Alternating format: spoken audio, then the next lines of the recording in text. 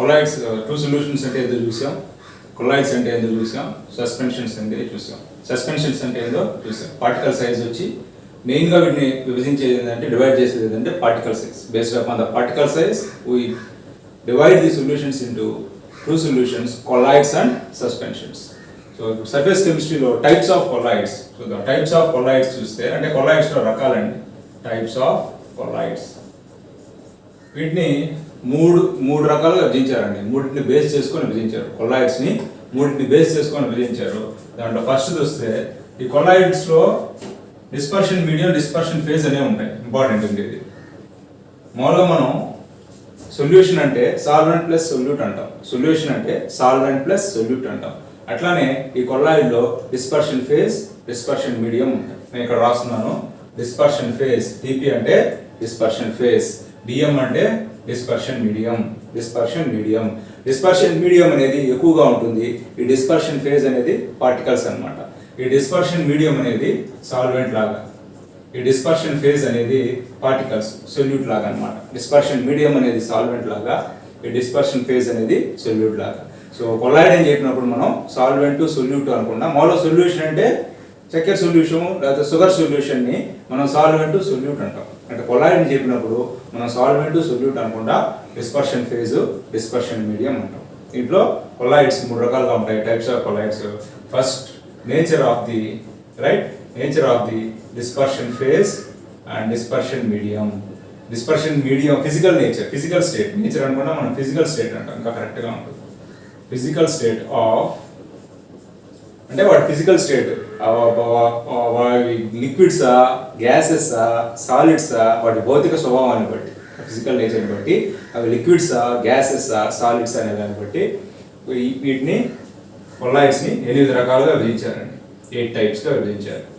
Okay, based upon the physical state of dispersion medium and dispersion phase, colloids are divided into 8 types. ఇంకోటి చూస్తే dispersion phase, dispersion medium కాకుండా next types of particles. Types of particles. ఈ కొల్లాయిడ్స్లో కూడా particles 3 రకాలుగా ఉంటాయి. కొల్లాయిడ్స్లో కూడా particles 3 రకాలుగా ఉంటాయి. అదేందో నేను ఎక్స్ప్లెయిన్ చేస్తాను. ప్రస్తుతానికి టైప్స్ ఆఫ్ పార్టికల్స్ ఆధారంగా ఈ కొల్లాయిడ్స్ని 3 రకాలుగా విభజించారు. అవి ఏంటంటే multi molecular కొల్లాయిడ్స్,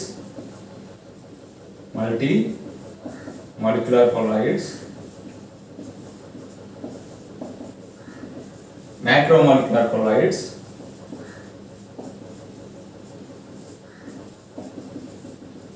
associated colloids.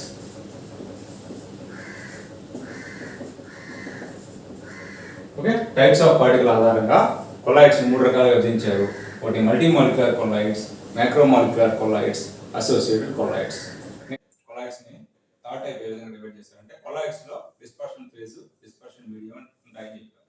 కొల్లాయిడ్స్ solution ఏ విధంగా సాల్వెంట్, సొల్యూట్ ఎట్లా ఉంటాయో కొల్లాయిడ్స్ లో డిస్పర్షన్ ఫేజ్, డిస్పర్షన్ మీడియం ఉంటాయి. ఈ డిస్పర్షన్ ఫేజ్, డిస్పర్షన్ మీడియం బట్టి నేచర్ ఆఫ్ ది అఫెక్షన్ ఆధారంగా types of interaction, type of interaction between dispersion phase and dispersion medium ఆధారంగా lyophilic కొల్లాయిడ్స్,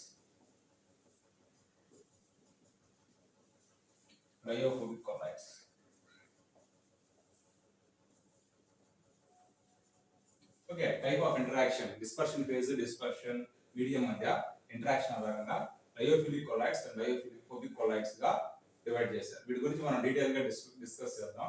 so types of కొల్లాయిడ్స్ 3 రకాలు. First physical state of dispersion phase and dispersion medium ఆధారంగా 8 types. 5 types కూడా మనం చూస్తాం. Next దాంట్లో ఉండే types of particles ఆధారంగా multi molecular colloids, macromolecular కొల్లాయిడ్స్, associate కొల్లాయిడ్స్ గా డివైడ్ చేశారు. అదే types of interaction between the dispersion phase and dispersion medium ఆధారంగా lyophilic colloids and lyophilic colloids గా డివైడ్ చేశారు. Thank you.